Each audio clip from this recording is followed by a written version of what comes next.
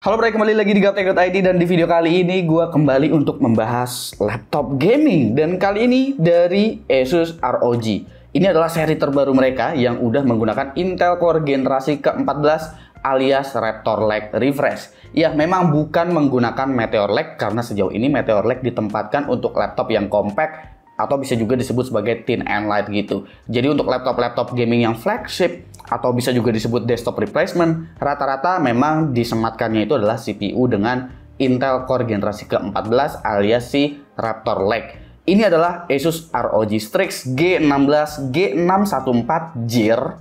Iya, memang seperti itu kode seri dari laptop ini. Jadi tanpa perlu basa-basi lagi, mari kita bahas laptop yang satu ini. Mulai dari desainnya dulu seperti apa. Kalau gue lihat sekilas sih nampak ada beberapa perbedaan yang cukup besar ya dari laptop gaming ROG kali ini. Yang paling kelihatan jelas itu terutama di bagian bezel-bezel layarnya yang kali ini udah kelihatan jauh lebih tipis. Baik itu dari sisi atas, samping, ataupun bezel di bagian bawahnya nih. Karena kalau dulu-dulu bezel bawahnya itu masih kelihatan tebel banget. Jadi meskipun ini laptop sebenarnya mungkin akan tepat sebagai desktop replacement, tapi sebenarnya secara dimensi nggak yang terlalu lebar banget gitu. Padahal ukurannya itu adalah 16 inch. Beberapa aspek desain lain juga itu berubah ya. Dan yang gue seneng dari laptop ini, khususnya laptop ROG yang kelasnya atas banget, itu adalah finishingnya sih. Karena heran aja gitu. Ini kayak soft touch, tapi bukan. Kayak plastik, tapi bukan. Ini fingerprint magnet, tapi kalau gue usap begini aja itu langsung hilang. Ini cakep banget dan gua rasa kayaknya di sini ROG benar-benar merhatiin mengenai detailnya dan bagian detail-detail kayak tulisan-tulisan kecil juga tetap dimasukin ya sama ROG di sini dan kelihatannya tapi tetap nggak norak gitu di laptop ini. Nah, ngomong-ngomong soal dimensinya, kenapa gua bilangnya ini kayaknya lebih tepat sebagai desktop replacement? Karena tetap aja secara dimensi dan juga bobot, ini laptop tuh nggak bisa dibilang kecil ya, dan nggak bisa dibilang ringan juga. Dimensinya ada di angka 35,4 x 26,4, tebalnya 3 cm. Beratnya memang 2,5 kg, cukup umum untuk laptop gaming. Jadi dari sinilah dimensi dan bobotnya seperti udah mengarah ke segmen desktop replacement. Meski emang level GPU-nya bukan yang paling teratas untuk seri ini. Karena untuk yang ada di gua, ini GPU-nya bukan RTX 4080. Ada versi RTX 4080-nya, tapi yang ada di gua ini adalah versi yang menggunakan RTX 4070. Meskipun laptop ini termasuk besar dan tebal di kelasnya, tapi ROG tetap memilih layout keyboard tanpa numpad di sini, biar ukuran keycaps-nya itu tetap dijaga besar-besar ukurannya. Dan travel distance-nya juga ini mantep banget. Lu bisa perhatiin sendiri kalau keycaps-nya itu kelihatan tinggi dan jadinya tuh enak banget buat dipencet. Lalu bagian touchpad-nya, nah di sini nih, karena numpad-nya itu hilang, jadi sama ROG bagian numpad-nya dipindahin ke touchpad yang biasanya mereka sebut itu sebagai number pad ya, yang biasanya juga kalian lihat ada di seri ZenBook atau di seri VivoBook. Di bagian I/O juga ini sebenarnya udah cukup lengkap ya, yang absen itu card reader sebetulnya di laptop ini, tapi sisanya itu portnya cakep-cakep semua. Thunderbolt 4 disediain, USB-nya semua kenceng, Gigabit Ethernet ada, HDMI-nya juga bisa force ke disk GPU karena udah ada move switch di laptop ini. Jadi ya cuma card reader aja. Padahal di bagian layarnya ini, wah mantep banget ini layar. 16 inch IPS panel atau ROG menyebutnya ROG Nebula Display dengan resolusi 2560 x 1600 240 Hz. Ini udah 100% DCI P3 patent validated pula, mendukung G-Sync plus Advanced Optimus, ada move switch-nya lengkap pokoknya di layarnya ini. Salah satu layar laptop terbaik lah pokoknya. Jadi wajar kalau ROG itu ngasih harga yang mahal, bukan sekedar mahal doang gitu, tapi ya mereka benar-benar nonjolin kualitas dari segala aspek gitu ya.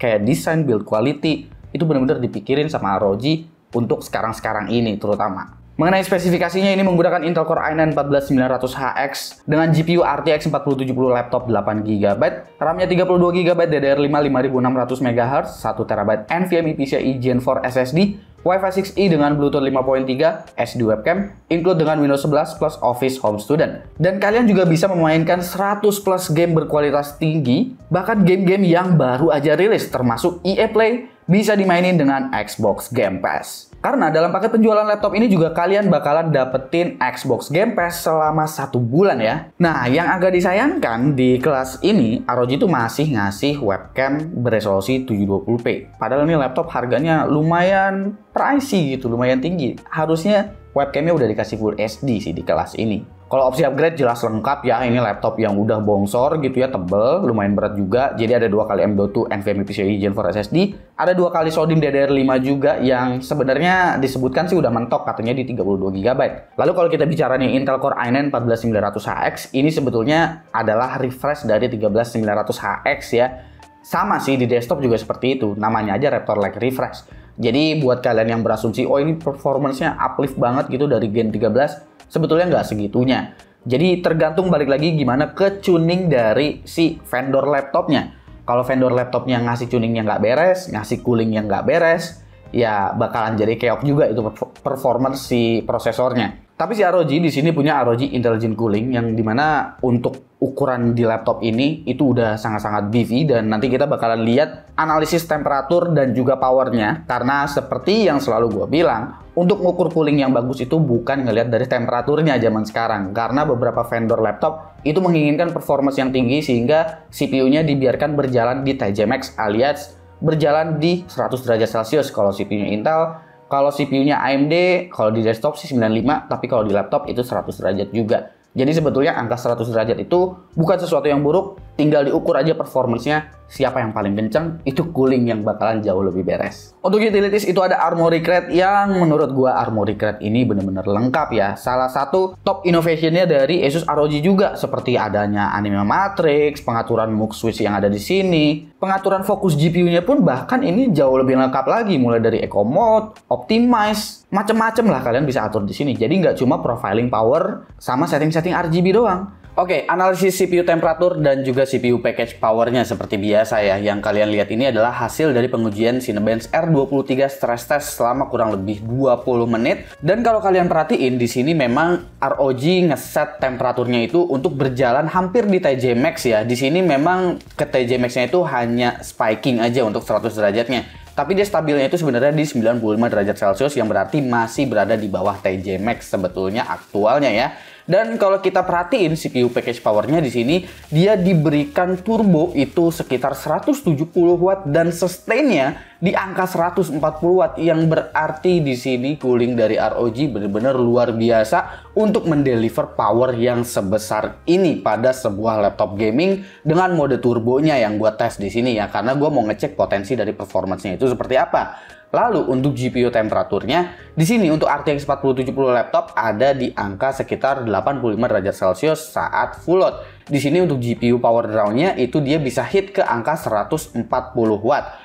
Tapi kalau kita ngecek untuk temperatur saat bermain game, temperatur saat bermain game ini kurang lebih mirip-mirip. Tapi untuk GPU temperatur itu dia belum menyentuh ke angka 85 derajat Celcius, dan untuk CPU-nya itu sebenarnya kalau kita harus tarik garis lurus, rata-ratanya itu di sekitar 80-an. Tapi memang ada spiking ke sekitar 98 derajat Celcius. Bisa dilihat sendiri untuk kemampuan dari Intel Core i9 14900HX di sini, multicore-nya tembus di angka 31 ribuan dengan single core di 2091. Ini single core-nya udah kenceng banget, dan bahkan multicore-nya ini udah selevel di kelas-kelas desktop flagship juga. Kalau kita harus cek beberapa kali run, itu dia masih menunjukkan performance yang konsisten untuk 2 kali run, 3 kali run. Temperatur yang tinggi itu memang benar-benar dibayar dengan performance pada laptop ROG Strix G16 yang satu ini ya. Kemampuan productivity-nya juga nggak cuman sekedar untuk 3D rendering melalui CPU aja, tapi seperti encoding video melalui Adobe misalnya. Di sini udah beres dalam waktu 1 menit 18 detik. Ya, ini bukan angka yang sebegitunya spesial karena RTX 4070 dengan CUDA core yang nggak terlalu beda jauh dari RTX 4060 memang hasilnya pasti bakalan segini. Tapi jika kalian menggunakan seperti DaVinci Resolve dan kalian menggunakan encoder AV1, itu sebetulnya udah luar biasa kencang ya, ada di 2 menit 46 detik untuk resolusi 4K. Ini bukan resolusi Full HD. Jika kalian ingin memanfaatkan laptop ini untuk kebutuhan 3D rendering melalui Blender, tapi di rendernya itu menggunakan CUDA atau Optics, Blender benchmark untuk scene Classroom udah dapat di angka sekitar 1007 sampel per menit. Untuk scene monsternya ada di 1972 sampel per menit. Angka yang sangat-sangat kencang untuk ukuran RTX 4070 laptop. Sekali lagi, VRAM dari RTX 4070 laptop itu hanya ada di 8 GB, sehingga mungkin itu akan sedikit mengganggu untuk previewnya. Kalau kalian pakai Stable Diffusion untuk AI generatif juga itu udah bisa. Kemampuan generatifnya juga udah cukup kenceng, ada di sekitar 2,1 detik per image-nya, atau kalau gua harus kalkulasikan dalam waktu per menit, itu berarti ada di sekitar 28,5 image per menit untuk Stable Diffusion. Tapi ini bukan SDXL, karena SDXL membutuhkan VRAM yang besar di 12 GB ke atas. Untuk game di sini seperti biasa untuk setting-settingnya udah bakalan gua sesuaikan ya. Untuk Cyberpunk 2077 gue menggunakan DLSS frame gain atau DLSS 3, dan rata-rata FPS yang didapetin di laptop ini masih lumayan oke karena masih bisa dapat di sekitar 63 FPS. Ya meskipun 1% low frame rate-nya itu masih terbilang rendah ya. Game seperti Death Stranding di sini gue pakai resolusinya 1440p, masih bisa dapetin rata-rata di 127 FPS, dan preset yang gue pakai di sini udah very high menggunakan DLSS quality. Lalu selanjutnya adalah Far Cry 6 pada resolusi 1600p. Di sini rata-rata FPS-nya masih oke di 89. 1% minimum FPS-nya juga masih sangat-sangat baik di 78. Ini udah pakai preset ultra, ray tracing-nya nyala, lalu menggunakan FSR ultra quality juga. Horizon Zero Dawn dengan preset ultimate dan juga DLSS quality pada resolusi 1600p masih bisa mendapatkan rata-rata 112 FPS, dan 1% low frame rate-nya juga masih sangat-sangat baik di laptop ini, yaitu ada di angka 81 FPS. Starfield juga masih cakep banget untuk frame rate-nya, resolusi 1600p, juga preset ultra, dengan DLSS quality masih bisa dapetin rata-rata di 73 fps, dengan 1% low frame rate yang cenderung masih oke lah di 38. Kalau kalian mau lock di 60 fps, sebetulnya ini bakalan jadi lumayan ideal dengan preset seperti ini. Untuk Hogwarts Legacy resolusi 1600p di sini gue pakainya preset high, ray tracing-nya juga high, tapi DLSS-nya gue set di quality. Nah, di sini gue bisa dapetin rata-rata di 70 fps. Tapi seperti biasa, untuk game yang satu ini 1% low frame rate-nya memang agak-agak ajaib. Lalu Shadow of the Tomb Raider dengan preset highest. Abis itu gue menggunakan DLSS quality juga, ray tracing-nya juga di sini ultra ya, resolusinya 1600p. Rata-rata FPS yang bisa gue dapetin ada di angka 89. 1% low frame rate-nya juga masih cukup baik di angka 66 fps. The Last of Us Part 1 pada resolusi 1600p, preset ultra menggunakan DLSS quality dan juga ray tracing ultra. Di sini gue bisa mendapatkan rata-rata di 70 fps, tapi sayang 1% low frame rate-nya itu cukup rendah karena salah satu faktornya ialah VRAM yang masih terbatas di 8 GB. Sementara game ini memang cukup rakus sama VRAM-nya. Tapi kalau misalkan kalian main game kompetitif, itu kalian udah bisa tumpah-tumpah banget. Rata-rata FPS untuk Valorant, preset low pada resolusi 1600p bukan 1080p, masih tumpah di 531 FPS dengan 1% low frame rate yang juga masih sangat-sangat baik. Tapi sayangnya, kemampuan SSD dari laptop ini nggak jelek sebetulnya, tapi yang dikasih ialah SN560 OEM-nya dengan kecepatan sekuensial kurang lebih di sekitar 5 GB per second dan rate-nya hanya di sekitar 3,3 GB per second. Ini laptop harganya udah cukup tinggi, jadi seharusnya gue mengharapkan ROG sih bisa menggunakan OEM seperti WDSM 810 yang udah punya sekuensial di 7 GB per second, alias SSD-nya yang satu tingkat di atasnya lagi lah untuk kastanya. Oke, harga dan juga kesimpulan ya. Nah, untuk harga nih jangan kaget ya, karena ini laptop memang pakai RTX 4070 dan lu pasti bakalan kaget ngedenger harganya karena ROG itu ngeset harga laptop ini di angka 42 juta rupiah untuk yang bergaransi resmi selama 2 tahun beserta dengan Asus Perfect Warranty-nya ya. Mungkin bakalan nemu sedikit lebih murah, mungkin 40 juta sekian-sekian kalau lu cari di marketplace. Jadi pastiin aja bergaransi resmi. Jadi ya untuk laptop ini ROG just being ROG aja gitu menurut gua. Dia benar-benar kalau udah mau ngeluarin flagshipnya mereka ya, meskipun saat itu seri Strix apalagi seri G bukan ditempatkan di seri yang atas banget, tapi sepertinya ROG kali ini ingin menempatkan seri Strix G-nya mereka itu ada di level yang top, sehingga menjadi seperti inilah. Build quality-nya jadi benar-benar gila, cooling yang bisa menghasilkan performance juga yang benar-benar gila. Apalagi juga beberapa inovasi baru yang dimasukin di dalam laptop ini semuanya itu ya. Kayak gaming centric desainnya yang nggak begitu norak ya. Performance-nya juga nggak malu-maluin. Meskipun memang harus ada yang dikompromikan dari konfigurasi si ROG Strix G16 yang satu ini. Salah satunya ialah webcam yang beresolusi 720p. Lalu adalah NVMe SSD yang entah kenapa ROG di sini masih memberikan NVMe SSD yang agak tanggung di 5 GB per second. Padahal yang 7 GB per second itu harusnya masih bisa disematkan di dalam laptop yang harganya udah setinggi ini. Mungkin salah satu faktornya adalah karena harga SSD yang naik di akhir tahun 2023 dan juga awal tahun 2024 ini Tapi gue rasa kayaknya senaik-naiknya harga SSD harusnya nggak menjadikan SSD-nya tuh jadi di nerf sedikit gitu. Cuma kalau lu bisa berkompromi sama hal-hal tersebut ya, dan juga soal bobotnya yang memang bisa diukur sebagai desktop replacement, ya laptop ini memang bukan buat kaum menang mending. Gitu aja sih. Komen di bawah menurut kalian gimana ROG Strix G16 G614 Gear ini. Jangan lupa subscribe, gue Zuki, dan seperti biasa, sampai jumpa di lain kesempatan.